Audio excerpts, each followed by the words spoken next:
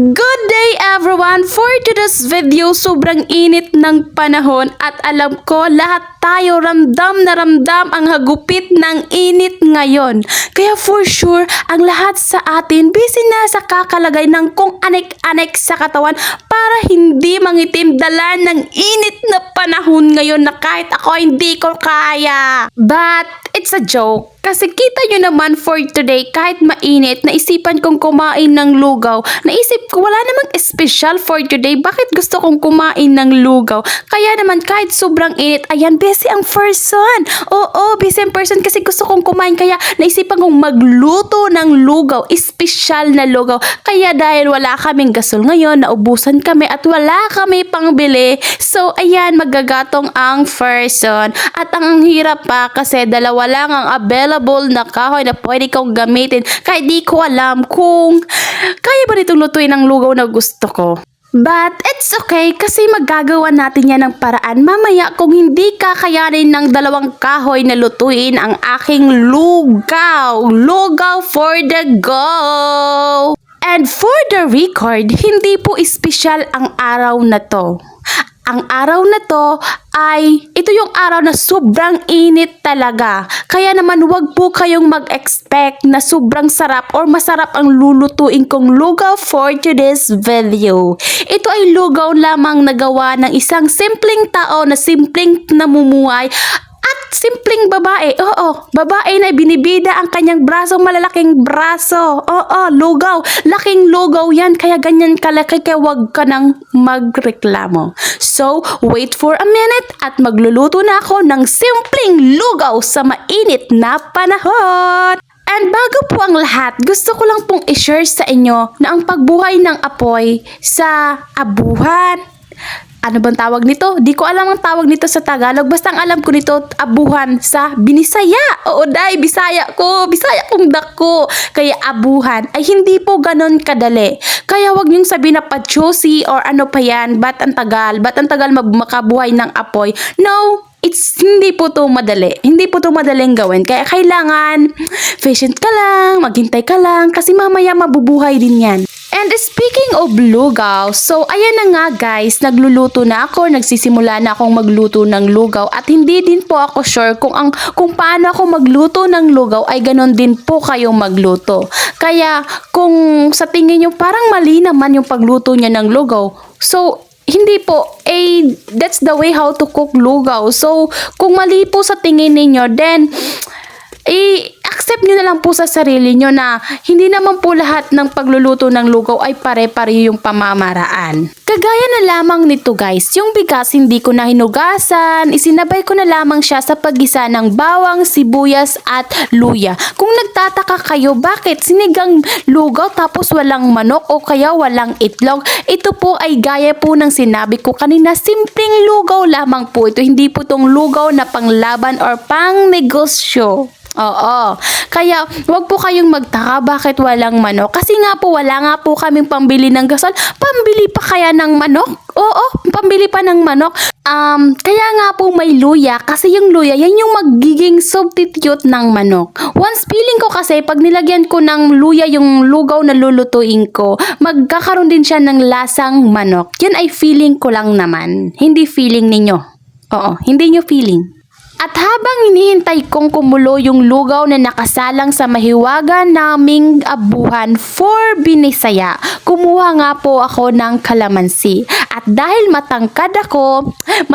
ipinanganak akong matangkad, gumamit po ako ng upuan para maabot ko yung kalamansi. At ang kalamansing ito ay gagamitin ko mamaya.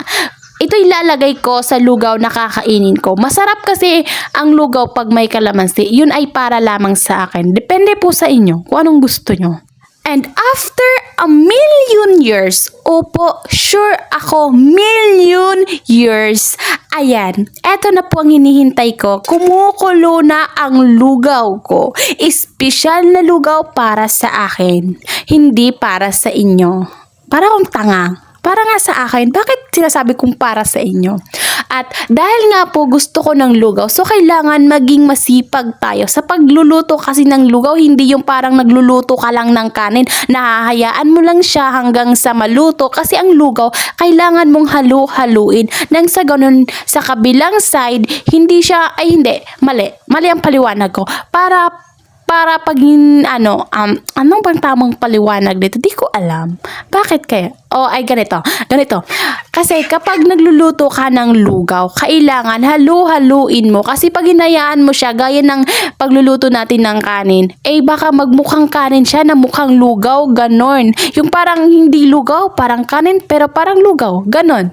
Hindi ko masabi yung tunay or basta ganon. Basta, sana maintindihan niyo ako. Kasi kahit ako, hindi ko naintindihan sarili ko eh. Di ko alam po anong pinagsasabi ko.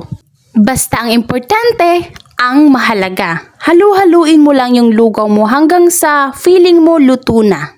At dahil nga feeling ko hindi pa luto itong aking isinaing na lugaw, kaya todo effort muna si Inday. Alam niyo kung bakit todo effort? Todo effort sa kakaihip kasi nga po yung apoy sa aming mahiwagang abuhan ay namatay. Todo ihip kahit mawala na ng hininga, basta ihip lang hanggang sa mabuhay itong apoy. Ganito po ang buhay mahirap. Ang hirap, mahirap na nga tapos ang hirap pa. Oo, dobling hirap. At feeling ko din hindi kaya ng flour ng 2 panggatong na maluto itong lugaw. Kaya kailangan mag-isip ng paraan. Kasi pag malakas ang apoy, mabilis maluto ang lugaw. At heto na nga, naisipan kong mangolekta ng kahoy sa malapit sa aming kapitbahay. May maliliit kasing sanga ng kahoy na pwede mong gawing panggatong na pwedeng makasurvive or makatulong para mas mabilis maluto itong aking sinasaing. Medyo madami nga itong aking ninakaw mula sa aming kapitbahay. Pasensya na po kung sino man po kayo, nagnakaw po ako ng maliliit na kahoy na gagawin kong panggatong. Kailangan ko lang po kasing maluto itong aking espesyal na lugaw sa hindi espesyal na araw. Ano yun? Basta ganon. So feeling ko worth it naman po itong ninakaw kasi unti-unti nang lumalakas ang apoy at feeling ko din mas mapapabilis ang pagluluto ko nitong aking lugaw. At heto na po, napakalakas na ng apoy sa mahiwaga naming abuhan sa tulong at gabay ng maliliit na tangkay ng kahoy na ninakaw ko sa aming kapitbahay. Panis kayo no? Panis kayo. Rhyme yun. Rhyme! At eto na po ang inaasam-asam ko. Kumukulo na siya ng todong-todo. So feeling ko, ilang minutes na lang luto na tong lugaw. Pero kailangan ko muna siyang halu-haluin ng maayos para maluto siya ng maayos din. Hindi yung kagaya ng sinabi ko, parang kanin, parang lugaw. Parang hindi lugaw, parang hindi kanin. At ngayon po ay may natutunan po akong bagong teknik. So kailangan pala magnakaw ka sa kapitbahay para mas mabilis maluto ang iyong niluluto. At titigan nyo po ng maigi itong aking niluluto. The way po siya kumulo, parang ramdam ko na ang sarap. Pero hindi pa po ready itong aking lugaw. Kailangan ko pa ng more halo, more kulo at more malapot para masabi kong perfect ang lugaw ko for today's video. Kahit walang manok, pangbato sa tiyan ng simpleng tao. And speaking of simpleng tao, ready na tulafang ang matabang person. Hindi pwedeng kainin ang lugaw na walang bagoong.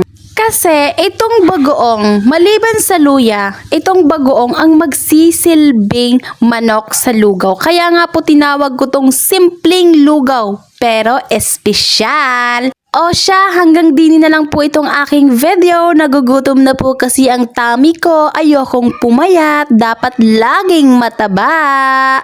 And before I end this video, kain po tayo. Huwag po kayong mahihiya kasi yung nahihiya, yan po yung may mukhang palaka. Thank you for watching! Oops! Nalaglag ang cellphone ko. Tatanga-tanga kasi. Wow!